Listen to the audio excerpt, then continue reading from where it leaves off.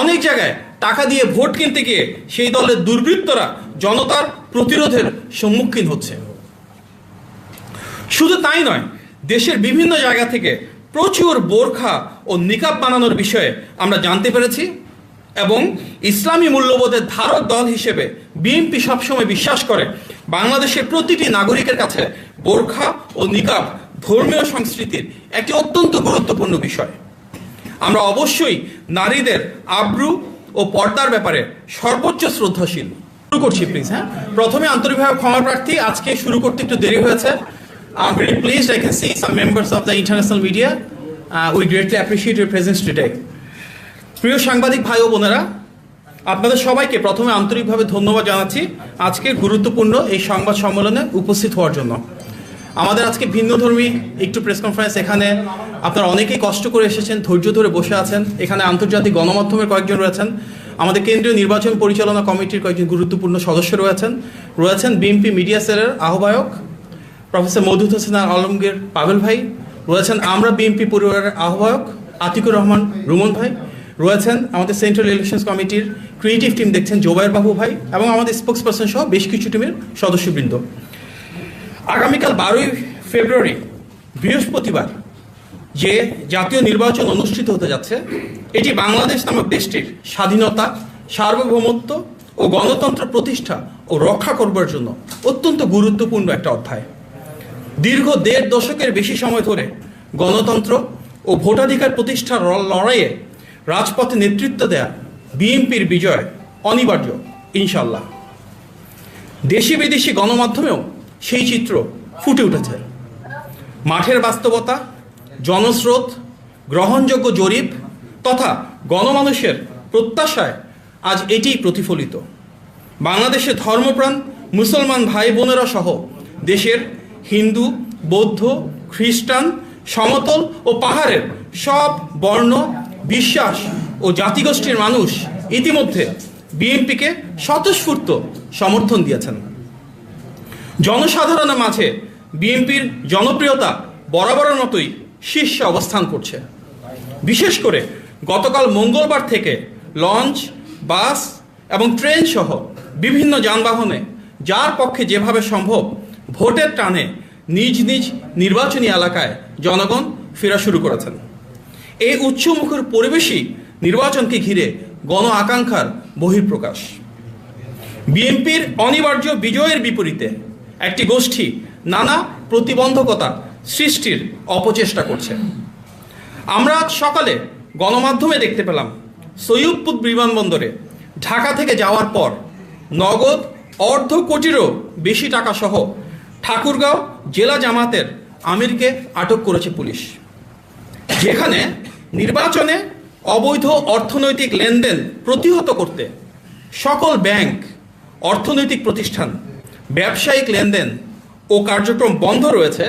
সেখানে স্বাভাবিকভাবেই সর্বত্র প্রশ্ন উঠছে, জামাতের একটি জেলা সর্বোচ্চ নেতা কোন উৎস থেকে এই বিপুল পরিমাণ অর্থ নিয়ে, কি উদ্দেশ্যে, কাদের দেওয়ার জন্য নির্বাচনের ঠিক আগের দিন ঢাকা থেকে ঠাকুরগাঁও যাচ্ছেন। টানা 4 দিন যেখানে দেশের সকল ব্যবসায়িক কার্যক্রম বন্ধ রয়েছে, সেখানে এত বিপুল পরিমাণ অর্থ কোন ব্যবসায়িক প্রয়োজনে ব্যবহৃত হতে পারে সেটি বোঝার জন্য বিশেষজ্ঞ হওয়ার প্রয়োজন নেই। স্পষ্টতই আচরণবিধির এই লঙ্ঘন গণবিচ্ছিন্ন রাজনৈতিক দলটির দেউলিয়ত্ব ও অনৈতিক প্রভাব বিস্তারের চেষ্টা প্রমাণ করছে। যারা ইনসাফ প্রতিষ্ঠা ও দুর্নীতির বিরুদ্ধে বয়ান তৈরি করে, তাদের কাছে প্রশ্ন করা যেতেই পারে, টাকা দিয়ে ভোট কেনা তাদের সেই দুর্নীতি বিরোধী বয়ানের সাথে কতটা সঙ্গতিপূর্ণ। সৈয়দপুর বিমানবন্দর কাণ্ডকে বিচ্ছিন্ন বলে দেখার সুযোগ নেই, কারণ দেশের অন্যান্য জায়গার মতো জামাতের আমিরের নির্বাচনী আসন ঢাকা 15তেও একই রকম অবৈধ অনৈতিক লেনদেনের ঘটনা সংঘটিত হতে দেখা গিয়েছে। আরও দেখা গিয়েছে কুমিল্লা, নোয়াখালী, খুলনা সহ দেশের অসংখ্য জায়গায়। ইতিপূর্বে দেশটি আমরা দেখেছি দেশব্যাপী দলটির নেতাকর্মীরা বাসায় বাসায় গিয়ে ভোটারদের বিকাশ নম্বর ও ভোটার আইডি নিয়েছিলেন। তবে বিকাশ, রকেট বা নগদের মাধ্যমে এভাবে অবৈধ অর্থ প্রেরণ বা জান্নাতের টিকিটের প্রলোভনকে ধর্মপ্রাণ দেশবাসী ইতিমধ্যেই প্রত্যাখ্যান করেছেন। গণমাধ্যমে প্রাপ্ত সংবাদ অনুযায়ী আমরা দেখতে পেরেছি, দেশের অনেক জায়গায় ভোটারদের মাঝে ভীতি ছড়াতে সেই রাজনৈতিক দলের সন্ত্রাসীরা দেশি অস্ত্রসহ বাঁশ, পাইপ ও স্ট্যাম্প জড়ো করছে। বিভিন্ন জেলায় সহিংসতা, অতর্কিত হামলা, অগ্নিসংযোগ, ভোটারদের ভয়ভীতি প্রদর্শন ও অর্থ বিতরণ করছে। এইসব ঘটনার সাথে সম্পৃক্ত ভোটের মাঠে নানা বিশৃঙ্খলা সৃষ্টি সহ অনৈতিক কার্যক্রমের সঙ্গে জড়িত সেই দলের অনেকেই ইতিমধ্যে আইনশৃঙ্খলা বাহিনীর হাতে গ্রেফতার হয়েছে। আমরা উদাহরণস্বরূপ শুধু একটি মর্মান্তিক ঘটনা এখানে উল্লেখ করতে চাই। বগুড়া 4 আসনে নন্দীগ্রামে জামাতের চিহ্নিত সন্ত্রাসীদের হামলায় থালতা মাঝগ্রাম ইউনিয়ন বিএনপির সভাপতির মাসুদ রানার চোখে গুরুতরভাবে ক্ষতিগ্রস্ত হয়েছে। তার চোখে দৃষ্টি হারানোর খবর ছড়িয়ে পড়লে তার মা স্ট্রোক করে মারা যান। অত্যন্ত বেদনাবহুল এই ঘটনার প্রেক্ষিতে আমরা তীব্র নিন্দা এবং দ্রুত বিচারের দাবি জানাই। আমরা অতি দ্রুত দেশব্যাপী নির্বাচন কমিশন তথা রিটার্নিং অফিসার এবং আইন শৃঙ্খলা বাহিনীর কাছে প্রতিটি ঘটনা সর্বোচ্চ গুরুত্ব দিয়ে প্রয়োজনীয় ব্যবস্থা গ্রহণের জোর দাবি জানাচ্ছি। আমরা উৎসাহের সঙ্গে লক্ষ্য করছি যে মুষ্টিমেয় কিছু সন্ত্রাসীর এই অরাজকতা রুখে দিয়ে গণতন্ত্রকামী মানুষ প্রবল উৎসাহ নিয়ে ভোট প্রদানের প্রস্তুতি নিচ্ছে। অনেক জায়গায় টাকা দিয়ে ভোট কিনতে গিয়ে সেই দলের দুর্বৃত্তরা জনতার প্রতিরোধের সম্মুখীন হচ্ছে। শুধু তাই নয়, দেশের বিভিন্ন জায়গা থেকে প্রচুর বোরখা ও নিকাব বানানোর বিষয়ে আমরা জানতে পেরেছি এবং ইসলামী মূল্যবোধের ধারক দল হিসেবে বিএনপি সবসময় বিশ্বাস করে বাংলাদেশের প্রতিটি নাগরিকের কাছে বোরখা ও নিকাব ধর্মীয় সংস্কৃতির একটি অত্যন্ত গুরুত্বপূর্ণ বিষয়। আমরা অবশ্যই নারীদের আব্রু ও পর্দার ব্যাপারে সর্বোচ্চ শ্রদ্ধাশীল, কিন্তু ইসলামী সেই পোশাককে অপব্যবহার করে কেউ যদি মিথ্যা পরিচয়ে জাল ভোট দেওয়ার চেষ্টা করে তাহলে সেটিকে প্রতিরোধ করতে হবে। সন্দেহজনক ভোটারের পরিচয় নিশ্চিত করতে এনআইডি কার্ড, হজ, ওমরা, পাসপোর্ট বা ভিসার ছবি তোলার মতো করেই মুখমণ্ডলের যে অংশটুকু অনাবৃত রেখে ছবি তুলতে হয়, ভোটার তালিকা অনুযায়ী নারী প্রিসাইডিং বা সহকারী প্রিসাইডিং অফিসার ও নারী চ্যালেঞ্জকারী বা এজেন্টের উপস্থিতিতে ভোট প্রদানের আগে নারী ভোটারদের পরিচয় নিশ্চিত করতে হবে যেখানে প্রযোজ্য। এর আগেও আমরা দেখেছি লক্ষ্মীপুরে ভোটে ব্যবহারের অবৈধ সিল উদ্ধারের ঘটনায় একটি প্রিন্টিং প্রেসের মালিক গ্রেপ্তার হয়ে আদালতে স্বীকারোক্তিমূলক জবানবন্দি দিতে বলেছেন যে উক্ত দলের একজন নেতার নির্দেশেই এইসব সিল তৈরি করা হয়েছে। এমনকি তার হোয়াটসঅ্যাপে পাওয়া অর্ডারের তথ্য, জব্দকৃত আলামত ও সংশ্লিষ্ট প্রার্থীর সঙ্গে ঘনিষ্ঠতা প্রমাণও প্রাথমিক তদন্তে পাওয়া গিয়েছে, যা নির্বাচনকে প্রভাবিত করার একটি ষড়যন্ত্রের প্রমাণ। বাংলাদেশি জাতীয়তাবাদের আদর্শকে ধারণ করে এবং দীর্ঘ ফ্যাসিবাদ বিরোধী সংগ্রামে সবচেয়ে বেশি নির্যাতন ও মানবাধিকার লঙ্ঘনের দল হিসেবে বিএনপি গণমানুষের ভালোবাসা, আবেগ ও আকাঙ্ক্ষাকে ধারণ করে এদেশের মাটিতে জনগণের অধিকার প্রতিষ্ঠায় ব্রত রয়েছে।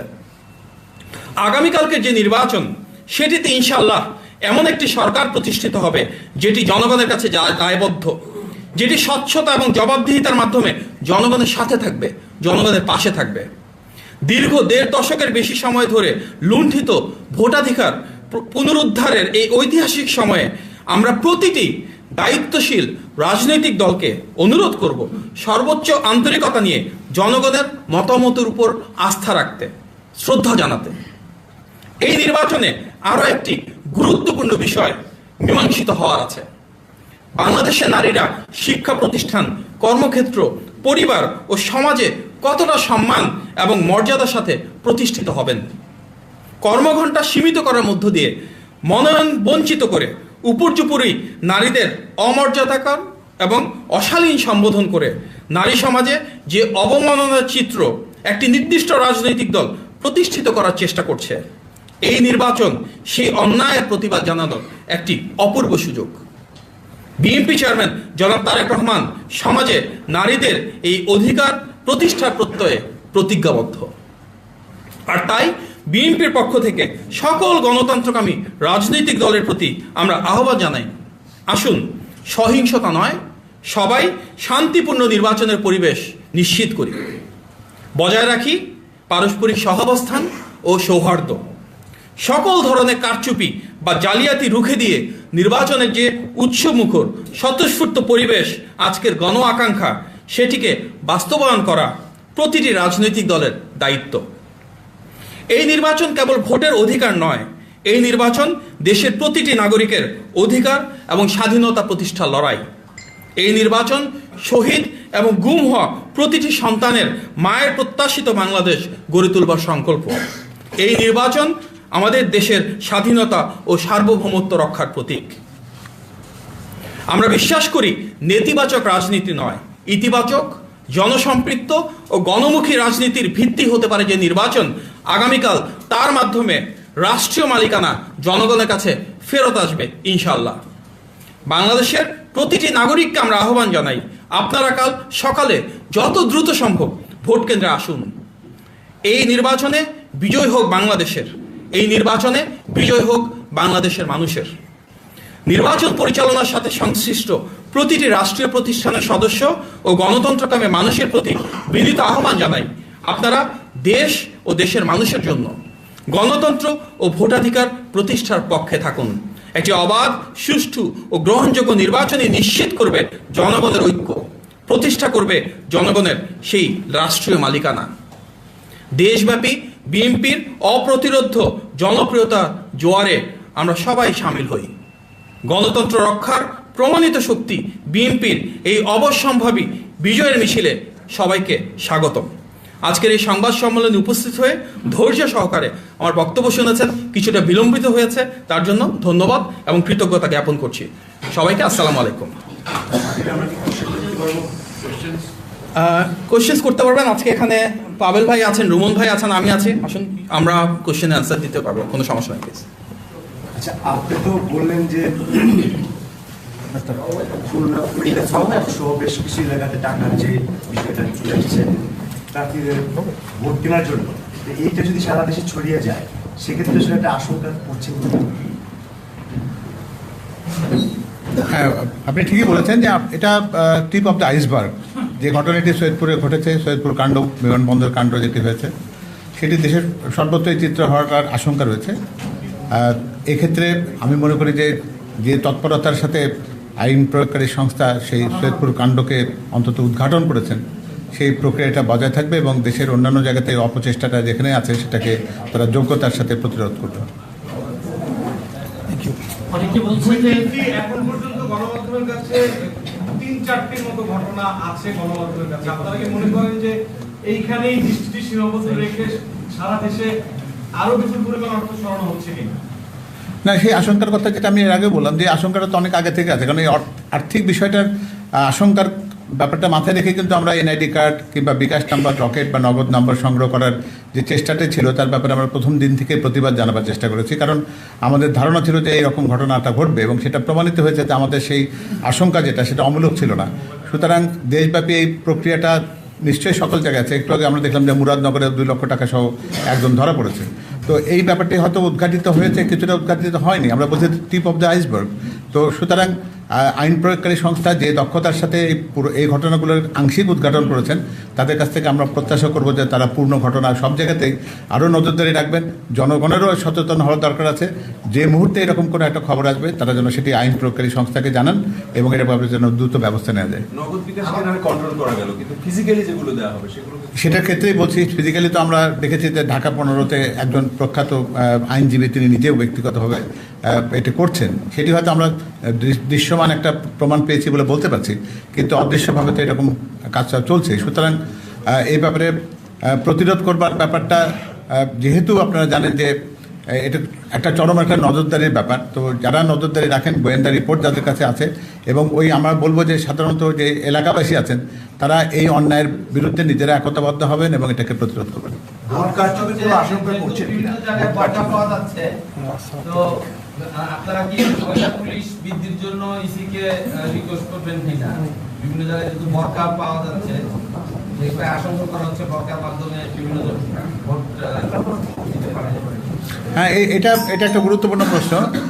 এই কনসার্নটা আমাদের আছে, তবে পুলিশের তো ভোট কেন্দ্রের ভেতরে, বুথের ভেতরে প্রবেশের বোধহয় তাদের সুযোগ থাকবে না। সেক্ষেত্রে ওইখানে যারা প্রিজাইডিং অফিসার, পোলিং অফিসার যারা আছেন, তাদেরই এই সজাগটা হওয়া দরকার।